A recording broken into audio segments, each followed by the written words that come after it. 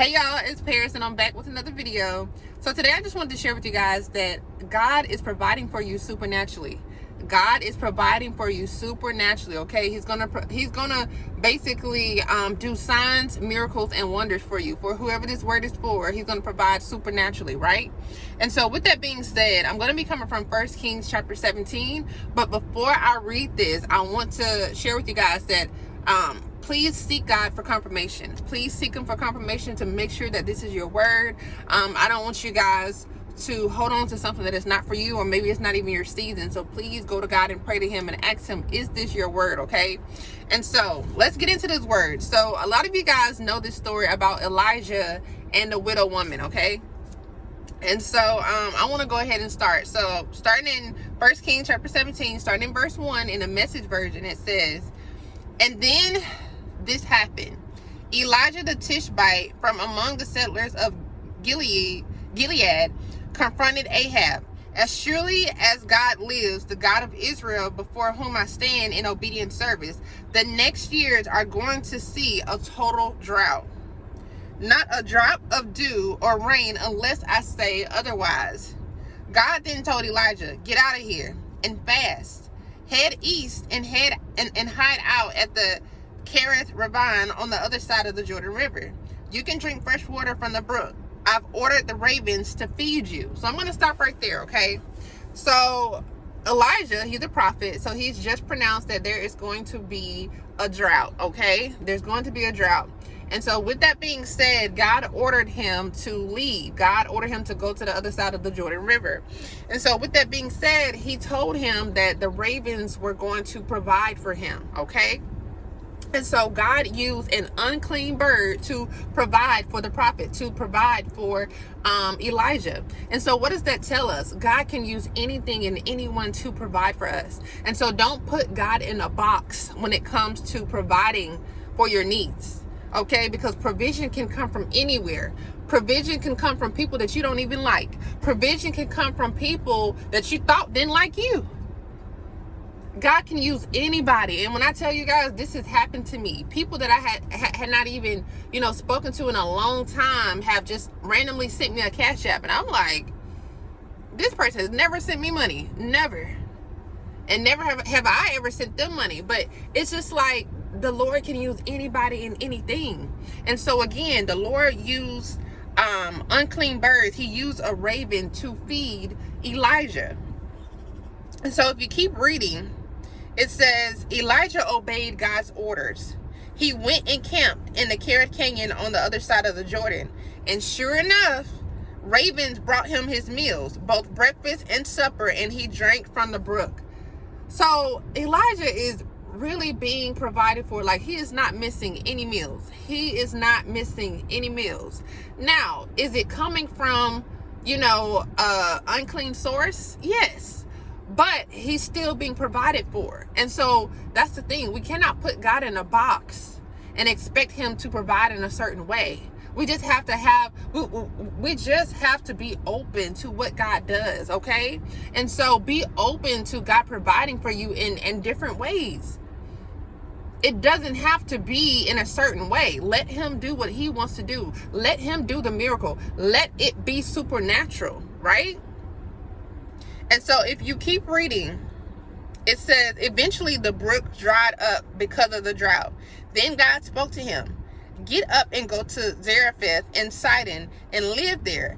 I've instructed a woman who lives there, a widow, to feed you." Okay, so here we go again. We already know there's a drought. And so where God had originally told Elijah to go, that place had dried up. And so God says, okay, now I'm going to send you somewhere else. So what does that tell us? How can we apply that to our situation? So God may send you somewhere, okay, and he may provide for you in that place. However, he may say, hey, I need you to get up and leave and go somewhere else. Hey, I need you to obey me and go where you don't want to go, so that you can be provided for through another source, okay? Because sometimes we feel like, oh, well, God sent me here, so I'm going to get all of my provision here. And God is like, no, this is a faith journey. I want you to continue to have faith. That's why I allowed the the place to dry up, because I want you to continue to have faith. And so Elijah is on a faith journey. He was obedient. He went to one place, and then God said, okay, that place is dried up. Now I'm going to send you somewhere else. And now a widow is about to provide for him. Okay? A widow. And so if we keep reading, it says, so he got up and went to Zarephath. As he came to the entrance of the village, he met a woman, a widow, gathering firewood. He asked her, please, would you bring me a little water in a jug? I need a drink. As she went to get it, he called out, and while you're at it, would you bring me something to eat?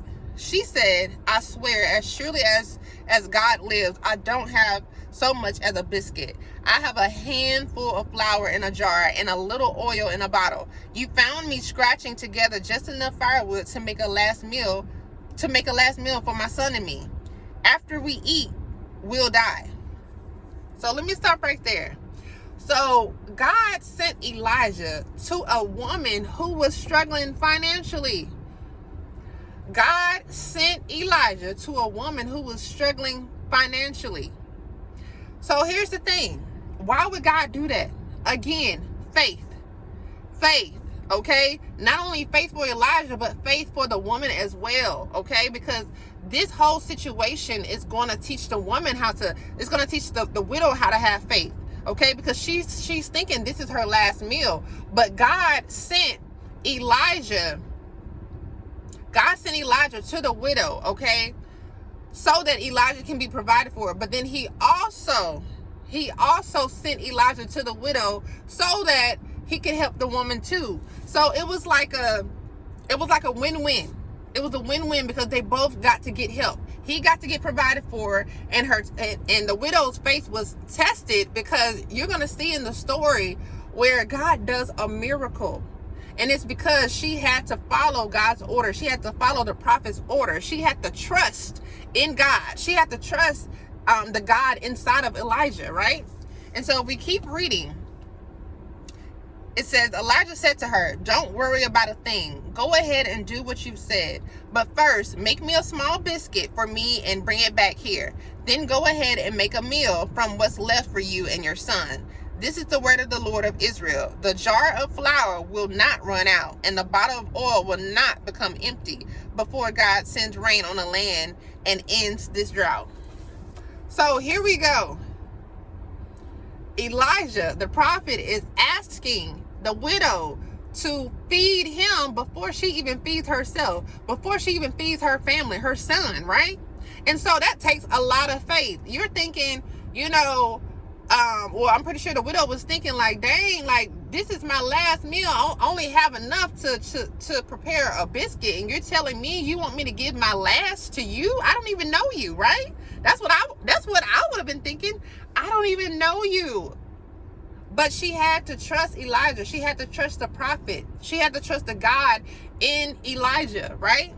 And so then God gave Elijah a word, and he said, the jar of flour will not run out, and a bottle of oil will not become empty.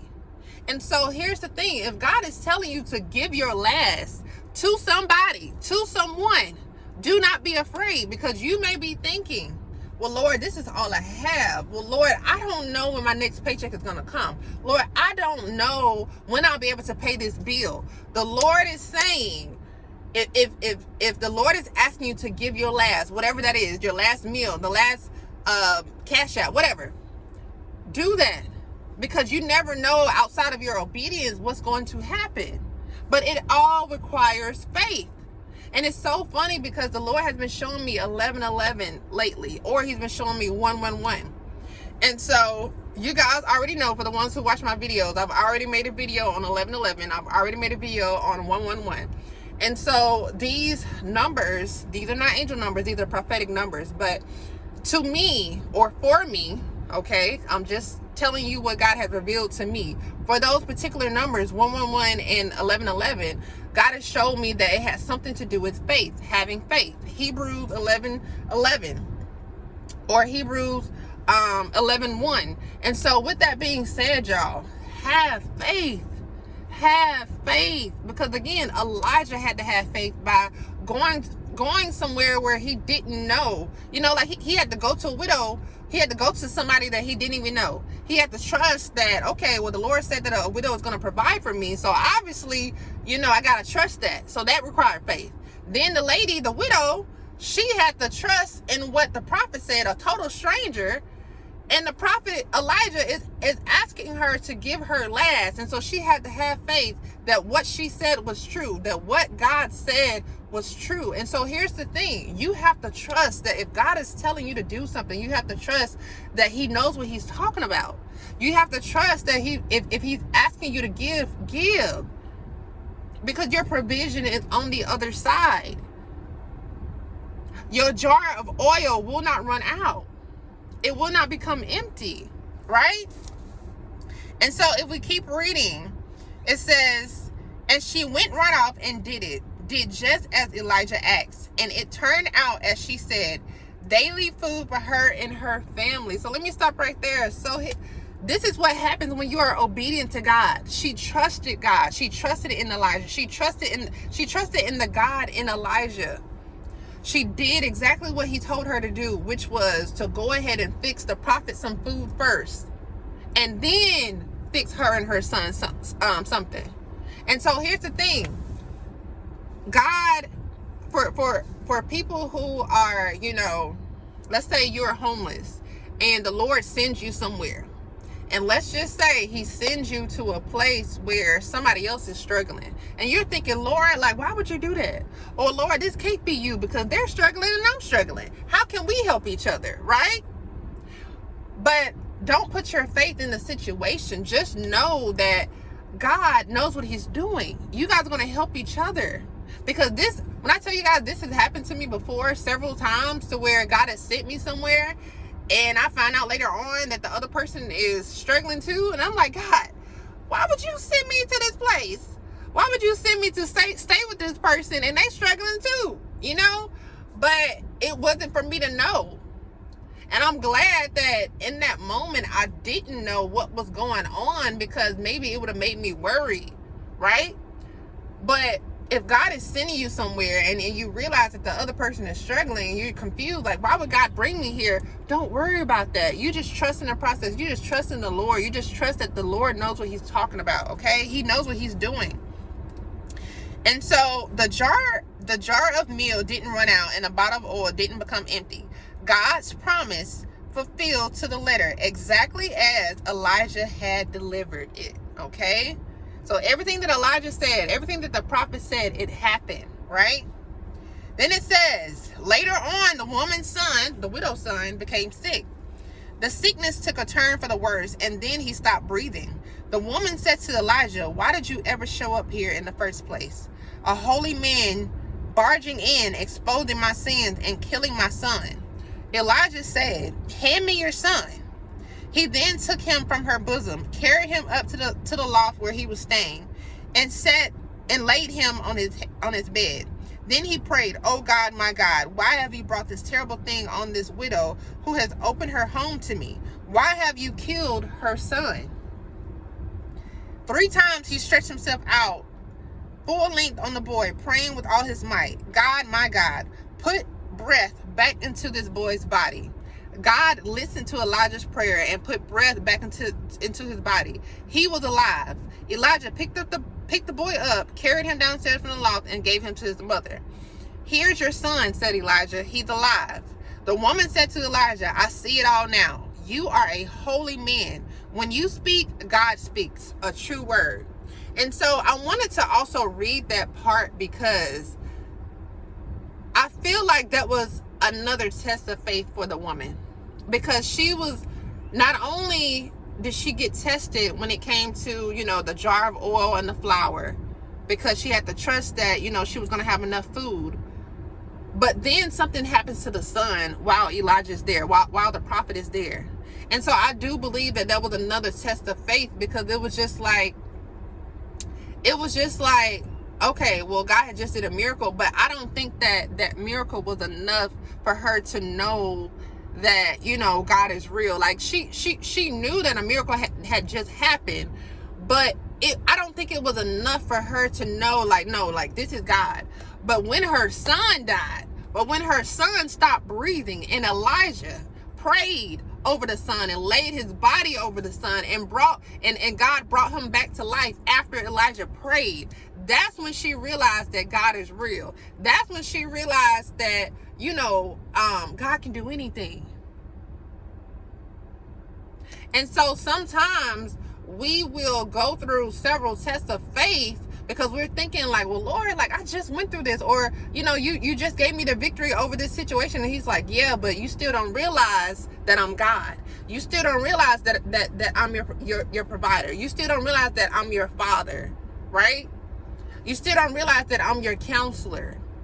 And so sometimes God will give you another test of faith just to show you another side of him, just to show you that he's real. He's real, right?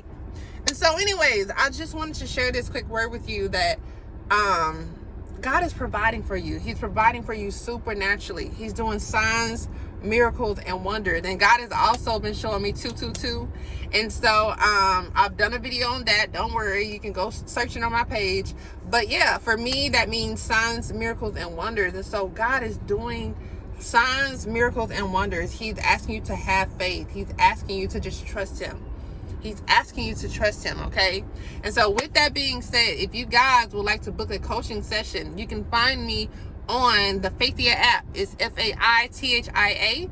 And you can find me under Paris M. And you can book a coaching session there. If you would like to bless this ministry, if you feel that this word has blessed you, or if the Lord leads you to give, you can do that through my Cashapp or PayPal. I will put everything in the description box. But yeah, y'all, I just hope that this has encouraged you guys.